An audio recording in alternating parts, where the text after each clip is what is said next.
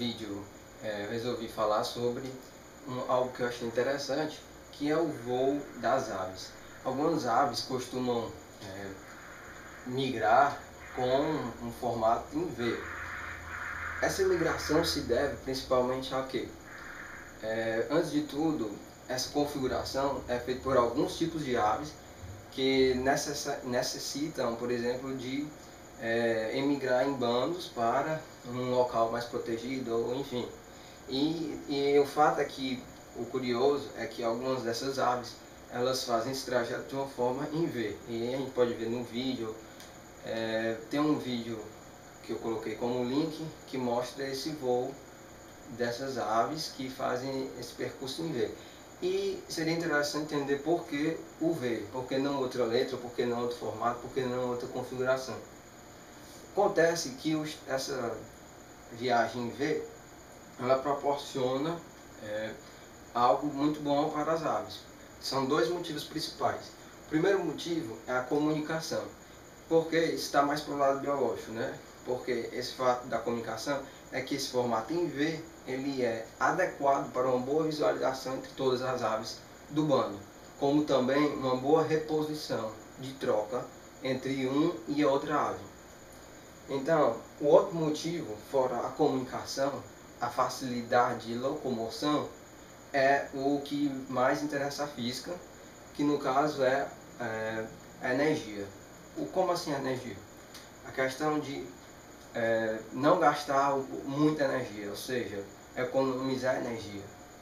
Esse fato se deve que os próprios animais parecem estar interessados ou fazem as coisas necessárias para que a energia seja gasta a mínima possível. Isso é interessante, porque a energia está sendo...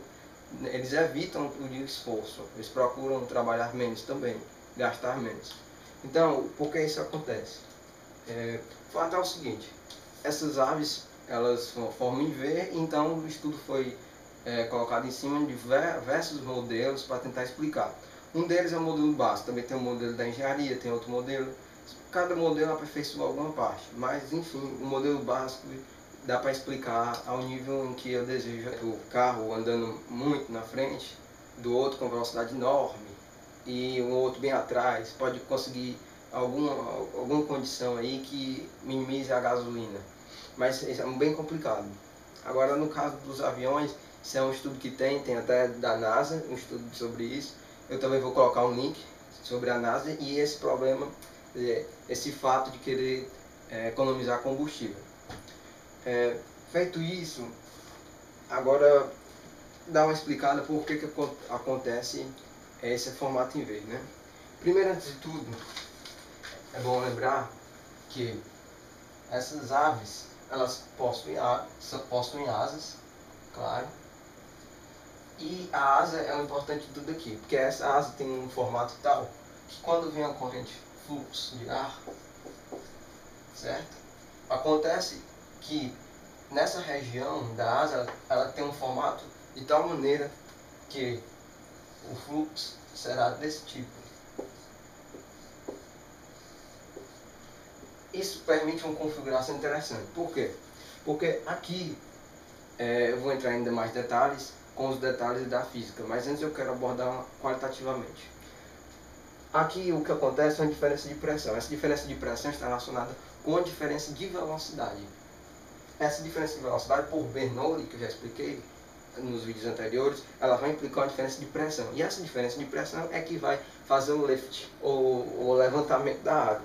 Isso é o que vai importar para o voo da ave. Mas por que aqui elas ficam em forma de V?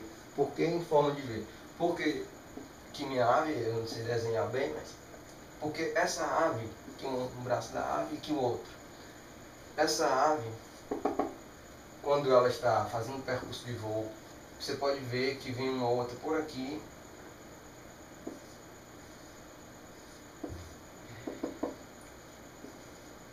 E com essa asa esquerda, ela está praticamente próxima da asa direita da outra, formando um V. Aqui tem outra ave, aqui tem outra, formando um V.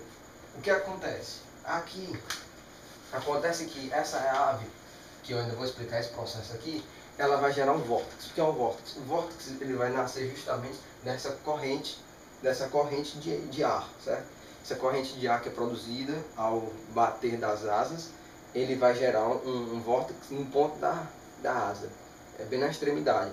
Só que o vórtice ele não se acaba, ele continua. Então esse vórtice que está no ar, né, ele continua. Porque ele continua enquanto o pássaro vai para a frente, certo?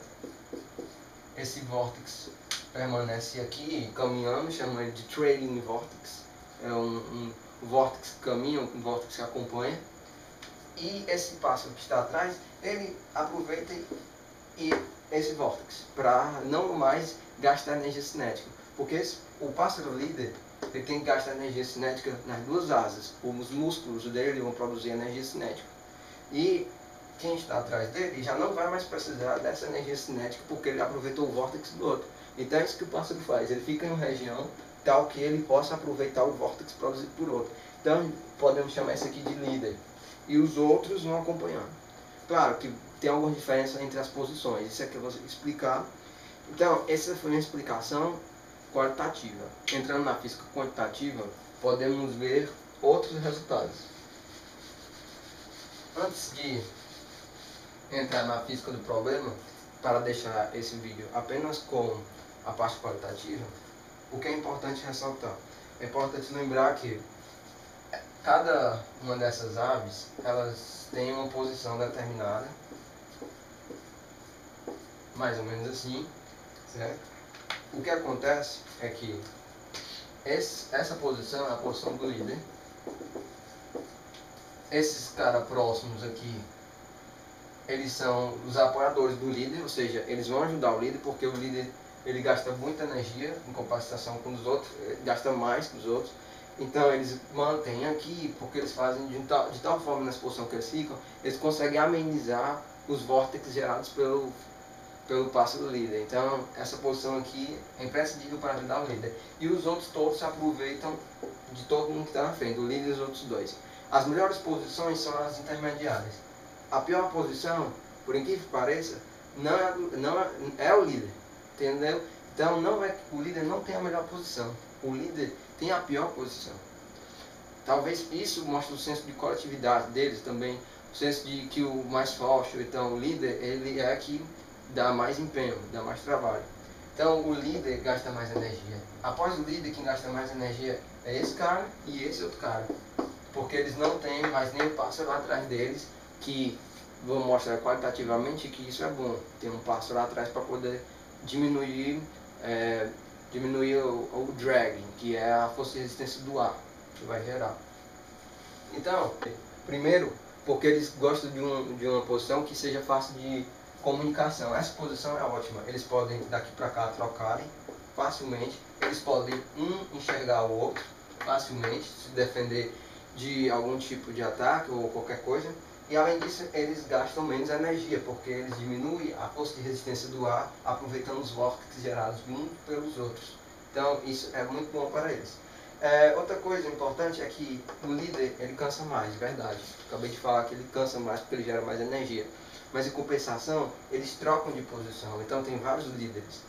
Eu não sei como se dá essa escolha entre os líderes. Nem os biólogos, na verdade, sabem como é que eles fazem a escolha entre o mais forte, se é o mais dominante. Não se sabe exatamente. Mas o que sabe é que esse líder troca de posição, uma vez cansado, com um apoiador.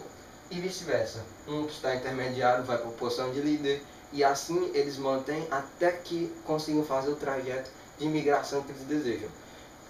Se por acaso uma dessas aves desejar ir só, ela rapidamente volta para o bando, porque basta ela sair desse tipo de configuração, ela vai sentir um drag bem maior, ela vai ver que realmente ela não pode ir só, e sim ela tem que ir em bando. Então, o segredo está justamente que os pássaros se adequam à condição ambiental. Eles veem que sozinho eles não conseguem o esforço necessário para a viagem, mas em grupo assim que eles conseguem. Então, na próxima parte qualitativa, eu vou explicar mais detalhadamente essa parte, as funções de cada um e uma aplicação com o Bernoulli, que já foi explicado na aula passada. Então, o vídeo próximo é uma continuação direta desse.